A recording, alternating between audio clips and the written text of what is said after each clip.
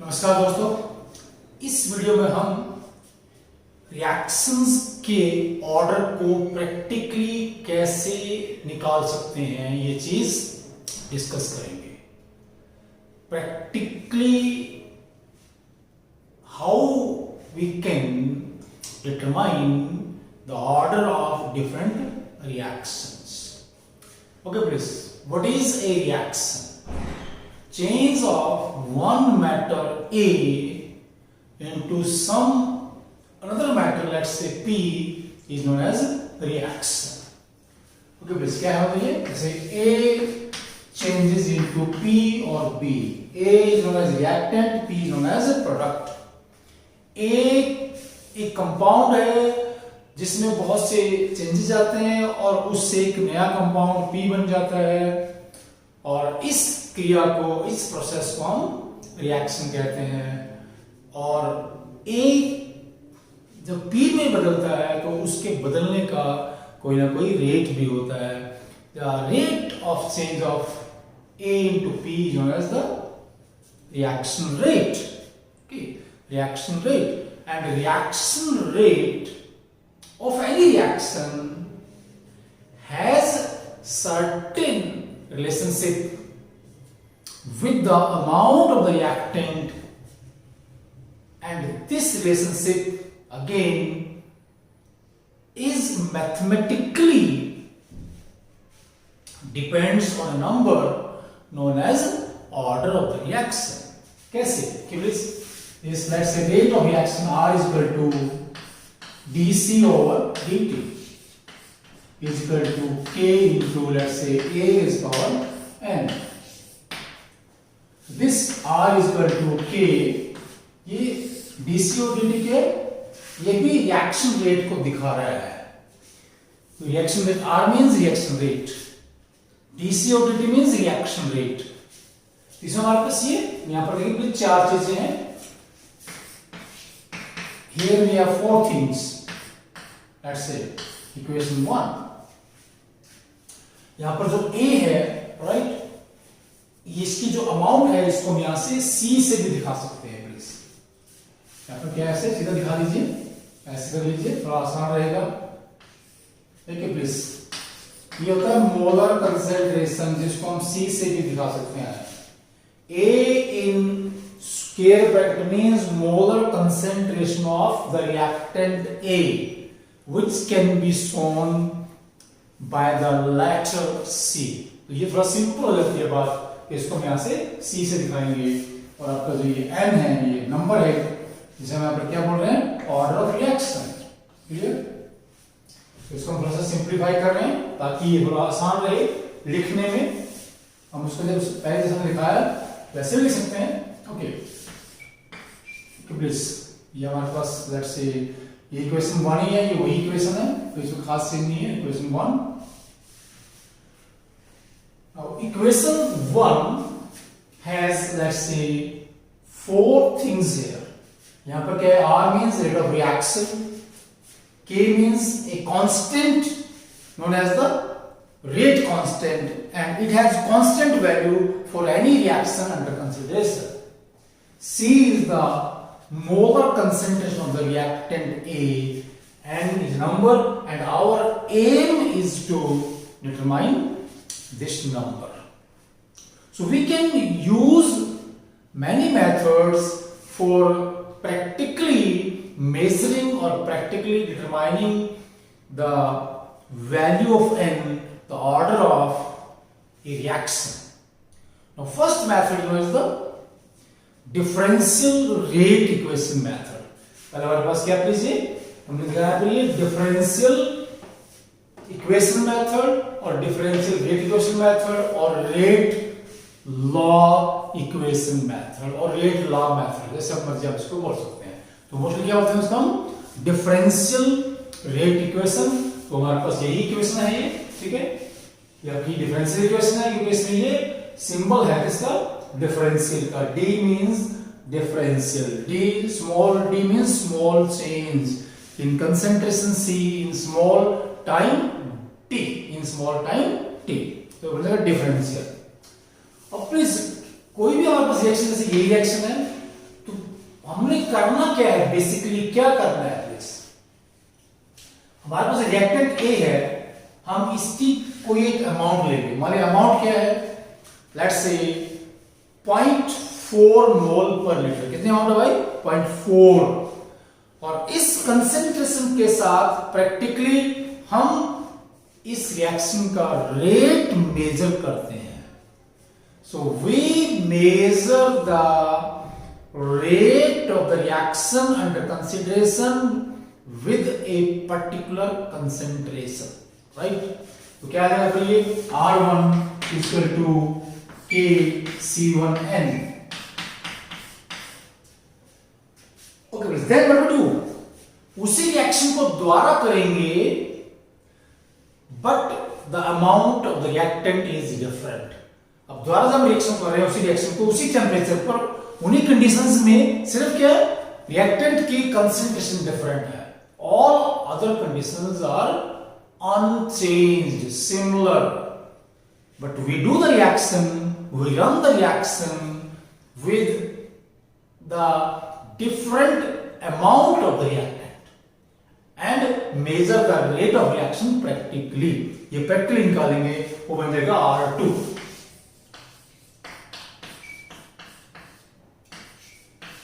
Free. Now dividing equation 3 by 2, हमारे पास equation आपकी ये 3 है, इसको हम 2 से डिवाइड कर देते हैं यहां से, जैसे dividing is 3 by 2, 3 by 2, so R2 और R1 is equal to, that is C2 or C1 raised to n, let's say it is your 4. Take the log of the equation 4, what we get, let's say यहाँ से natural log लेंगे, यहाँ पर आ जाएगा ये आपका ln, तो log लेते हैं तो, और ये आपका n यहाँ पर आगे आ जाएगा, ऐसे n ln ऐसे बन जाएगा, ठीक है ये आपका 4 से 5 बन जाता है, प्लीज देख लीजिए। सो ln R2 और R1 n ln C2 और C1 इक्वेशन 5। अब इसको हम log 10 में कन्वर्ट कर देते हैं, किसमें, log 10 में, क्या बन जाएगा चाहिए, that is log R2 minus log R1 is equal to, that is your n, and log C2 और C1। अभी यहां से क्या है देखिए प्लीज, इसको नीचे ले आइए, यहाँ पर ऐसे ये हो जाएगा, फिर यहाँ पर ऐसे नेक्स्ट स्टेप में log C2 और log C1 is equal to n, is equal to n।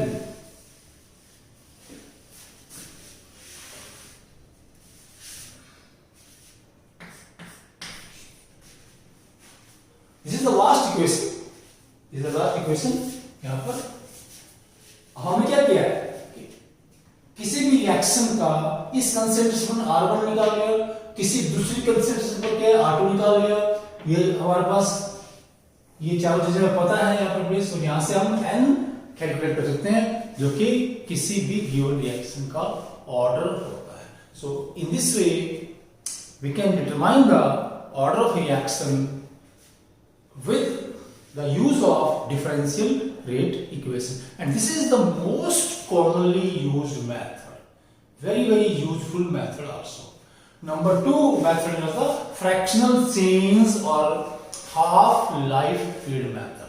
तो दूसरा मेथड है, क्या बोलते हैं, फ्रैक्शनल चेंज, और फ्रैक्शनल चेंज में हम मोस्टली हाफ लाइफ पीरियड की बात करते हैं। तो हम जानते हैं कि किसी भी रिएक्शन का जो हाफ लाइफ पीरियड है वो रिएक्टेंट की कंसेंट्रेशन और ऑर्डर के ऊपर कैसे डिपेंड करता है mathematically. Let's see that. Half life period of any reaction T half proportional to 1 over a raised power n minus 1। Okay please. तो यहां पर हमने a की बजाय हम c भी लिख देंगे यहाँ पर, क्योंकि हमने c यूज किया है, where c is the molar concentration. क्योंकि ये जो मोलर कंसेंट्रेशन है प्लीज, इसके अलग अलग सिंबल होंगे, जैसे मैंने आपको बता दिया कि मोलर कंसेंट्रेशन है, ये भी कई बार इसे भी दिखाते हैं इसको, और यहाँ पर क्या है, जैसे ए जो आपका रिएक्टेंट है इसको लिख देंगे, स्कीमेट में ऐसे भी दिखाते हैं। तो अलग अलग बुक्स में आपको ये सिंबल्स अलग अलग मिलेंगे, हम यहाँ पर सी ही यूज करेंगे। ओके प्लीज, तो यहाँ से so this is the relationship between half life period of reaction, molar concentration and order of reaction. N is the order of reaction. So N is a number. N is a number which actually tells us how the rate of the reaction changes with change of the concentration of the reactant. कि N ही हमें बताएगा, जो एक number है, कि concentration को कितना change करने से रेट में कितना बदलाव आता है। ये जो बदलाव है रेट के अंदर, it is controlled by the value of N which is number and known as the order of reaction. तो यहां पर भी क्या लगा देंगे, प्रोपोर्शनलिटी कांस्टेंट लगा देंगे आप लोग please. Let's say K is the proportionality constant, जो कि रेट कांस्टेंट ही है और ये किसी भी रिएक्शन के लिए कांस्टेंट रहता है। अब जैसे हमने पहले किया था, अब किसी भी रिएक्शन को हम दो बार करेंगे अलग अलग कंसेंट्रेशंस के साथ। पहले मान लिया क्या है कि आपका रिएक्टेंट है, ये कह रहे थे A that is forms P और ये कितना है, लेट्स से इसके 2 मोल है। तो हम ये पता करते हैं कि इसका 1 मोल कितने टाइम में P में बदल जाता है, वो उसका हाफ लाइफ पीरियड है। So we determine practically the half-life period of the reaction. Please, okay. ये हो जाएगा T half 1 मोल के 2 मोल के साथ। Then we have K जो constant है, ये concentration है, and वही रहेगा -1. It is 1, it is 2, then we have 3. T half 2 is equal to K C2 n minus 1 that is 3. तो इसमें क्या है, जैसे पहले क्या करते थे, यहां पर इसके क्या है, रिएक्टेंट के 2 मोल है, यहां पर मान लेते हैं जो हमारे पास क्या है, जो कंसंट्रेशन है क्या है, वो 5 मोल है। So what we do the reaction twice with 2 different concentrations and every time we practically measure its half life period. Reaction को 2 बार करेंगे जिसमें रिएक्टेंट की कंसेंट्रेशन हम चेंज करेंगे, बाकी कंडीशंस में कोई बदलाव नहीं होगा। प्लीज ये ध्यान रखना है। Rest of the conditions barring concentration remain unchanged, that is very very important. Okay please, again dividing this 3 by 2, ठीक है, हम क्या इसको 3 को 2 से डिवाइड कर देंगे, तो फिर क्या हो जाएगा, T हाफ यहाँ पर नीचे आ जाएगा प्लीज, और इसमें क्या है आपका ये C1 ऊपर आ जाएगा, तो C1 ऊपर आ जाता है ऐसे प्लीज। ओके, ये आ गया n-1 and it becomes 4. So dividing 3 by 2 we get equation 4, यहां से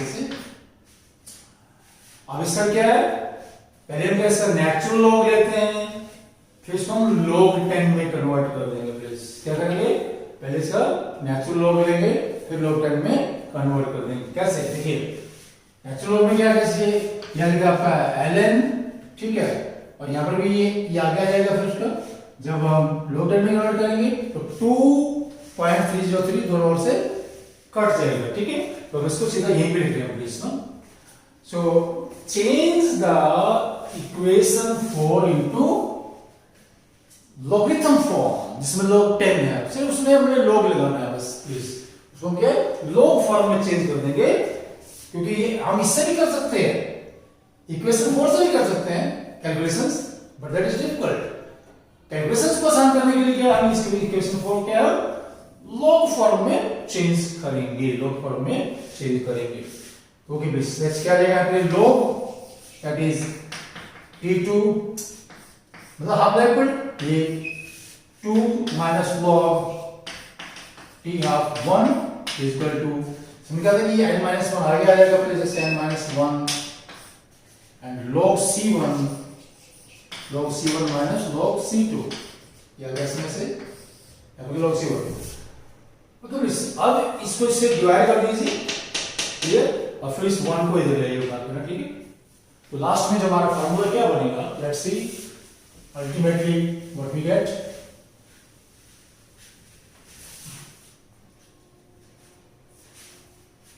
So n is equal to 1 plus log t half 2 log t half 1 divided by log c1 minus log c2। यहाँ पर ये उल्टा plus, ठीक है। तो बेसिकली हमने क्या किया है, दो अलग अलग कंसेंट्रेशन पे रिएक्शन को करेंगे और दोनों बार रिएक्शन का हाफ लाइफ निकालेंगे, इन चारों की वैल्यू यहाँ पर रखेंगे और यहां से हमें रिएक्शन का ऑर्डर मिल जाता है, ऑर्डर मिल जाता है। जैसे हम कहते हैं कि फर्स्ट ऑर्डर रिएक्शन में, इस एग्जांपल बता रहे कि हाफ लाइफ पीरियड चेंज नहीं होता है, ठीक है। इसका है कि फर्स्ट ऑर्डर रिएक्शन में क्या है, C1 C2 जितना मर्जी हम चेंज कर ले, हमारे पास वो हाफ लाइफ पीरियड वही आएगा। कि मान लेते क्या है, हाफ लाइफ कितना आता है, लेट्स से 20 मिनट्स आ गया, तो log 20 राइट माइनस log 20, क्या ले लेंगे आप, रखने की value. So log 20 minus log 20 0 0 something 0, the order of reaction is 1। Please क्या है, ऐसे the order of reaction is 1, क्योंकि वहां पर क्या है, फर्स्ट ऑर्डर रिएक्शन में क्या हो रहा है, there is no change in half life period on change in concentration। Now next method is, or the third method है heat and trial method। So heat and trial method में क्या होता है प्लीज, हमारे पास जितने अलग अलग ऑर्डर की रिएक्शंस हैं उन सभी की अलग अलग क्या है, इंटीग्रेटेड रेट इक्वेशंस हैं, राइट। तो बेसिकली हमें करना क्या है, देखिए प्लीज, कोई भी रिएक्शन होगी, let's say A forms B, यहां पर हम एग्जांपल एक दिखाते हैं जरा, कोई भी एक,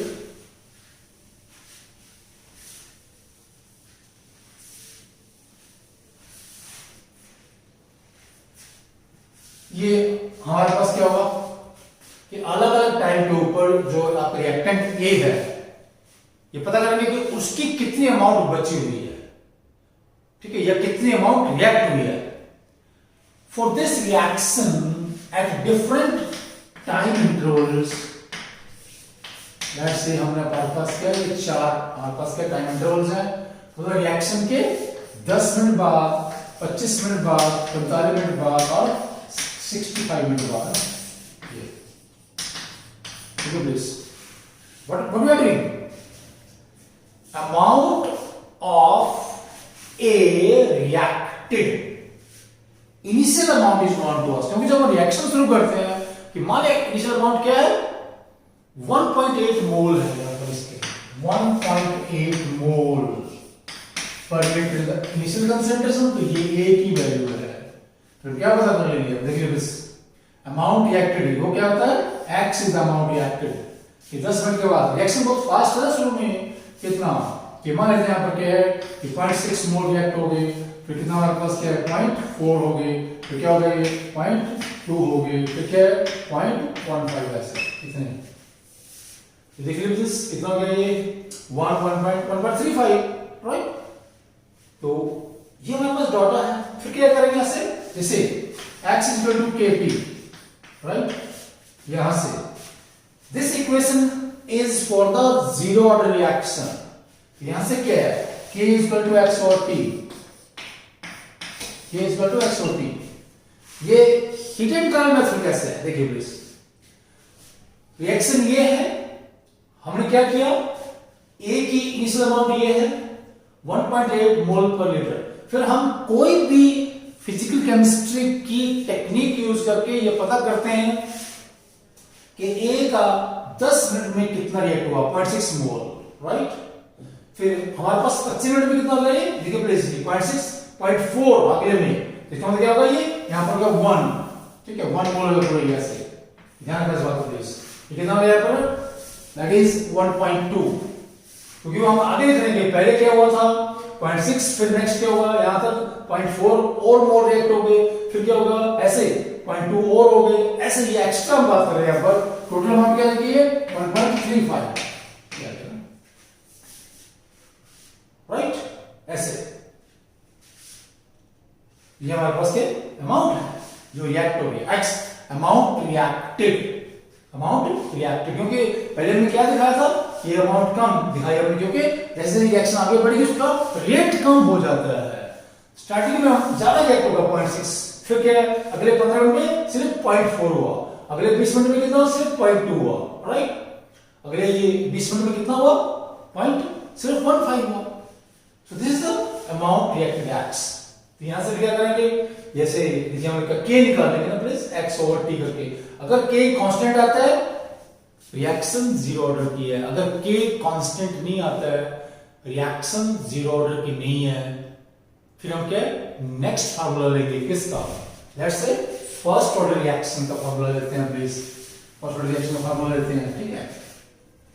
वो फार्मूला क्या है, that is k equal to 2.303 over t log a over a minus x। Okay please, यहां से क्या करेंगे, ये जो डाटा हमारे पास है, जो डेटा है प्लीज, ये इस सेक्शन में जो डेटा है इस इक्वेशन में फिट करते हैं और क्या निकालते हैं, चार वैल्यू निकालेंगे k की। अगर चारों कांस्टेंट आती है रिएक्शन फर्स्ट ऑर्डर की है, अगर यहां पर भी k कांस्टेंट नहीं आता है रिएक्शन फर्स्ट ऑर्डर की भी नहीं है, फिर हम सेकंड ऑर्डर के लिए ट्राई करेंगे, फोर्थ के लिए, तो सॉरी सेकंड ऑर्डर के लिए, फिर थर्ड ऑर्डर के लिए। इस तरह से क्या होगा इसका हिट एंड ट्रायल मेथड, और इसका दूसरा नाम क्या है, इंटीग्रेटेड रेट इक्वेशन मेथड, क्योंकि हम ये बार बार क्या यूज कर रहे हैं, ये this is the integrated rate equation for the first order reaction. So that's why this method which we are naming as hit and trial method can be named as the integrated rate equation method।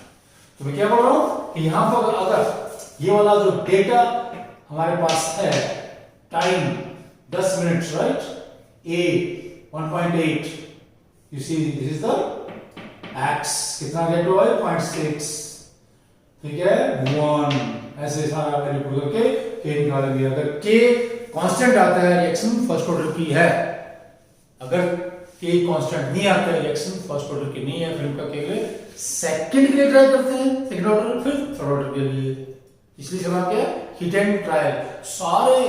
और इस चीज को क्या है यहां पे इस data को क्या हम अलग अलग ऑर्डर रिएक्शंस के लिए ग्राफ भी प्लॉट कर सकते हैं, ठीक है। तो दिस रिएक्शन के लिए या जिस इंटीग्रेटेड रेट इक्वेशन से स्ट्रेट लाइन आएगी वही रिएक्शन का ऑर्डर होगा। तो ये जो मेथड है ये काफी कॉम्प्लेक्स मेथड्स भी है, टाइम कंज्यूमिंग है, जैसे कि नाम से लगता है हिट एंड ट्रायल, तो हमें बार बार करना पड़ता है। Last method is known as Ostwald's isolation method, जो हमारे पास लास्ट वाला है। तो ये हमारे पास जो मेथड है ये कॉम्प्लेक्स रिएक्शंस के लिए होता है, ऐसी रिएक्शंस जिसमें कई रिएक्टेंट्स हों, 2, 3, 4, उनके लिए हम इसको यूज करते हैं। तो कैसे इसको यूज करते हैं हम, देखिए प्लीज, कि हमारे पास ये रिएक्शन है a plus b plus c equal to product. तो ये एक रिएक्शन है, इसमें तीन रिएक्टेंट है, कैपिटल ए या कैपिटल लेटर्स जो है ABC वो तीन डिफरेंट रिएक्टेंट्स को दिखाते हैं, जो स्मॉल लेटर्स है वो उनके नंबर ऑफ मोल्स को दिखाते हैं। कि मान लीजिए कितना ये 0.8 मोल है, ये 1.2 मोल है, ये 1.5 मोल है, ये नंबर्स हैं, स्मॉल ABC आर नंबर्स। फिर क्या है, ये हम क्या करते हैं कि यहां पर हम पहले क्या करेंगे, इस रिएक्शन का ऑर्डर ए के रिस्पेक्ट में निकालेंगे। ए की अमाउंट कितने लिया हमने, मान लिया 0.5 मोल, ये कितना लेंगे, ये इसके मान लिया 20 मोल है, इसके भी 20 मोल है, ये बहुत ज्यादा मात्रा में है, इनकी अमाउंट में कोई खास चेंज नहीं आएगा।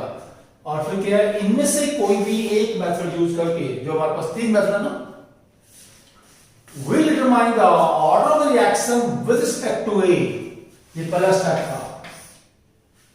फिर दूसरा स्टेप क्या होगा, रिएक्शन को हम द्वारा करेंगे, इसमें क्या है, हमने क्या किया ये प्लीज, ये कितना 20 मोल है, राइट, ये कितना है 0.4 मोल है, ये 20 मोल है, ये दोनों एक्सेस में है, ए और सी एक्सेस में है, ठीक है।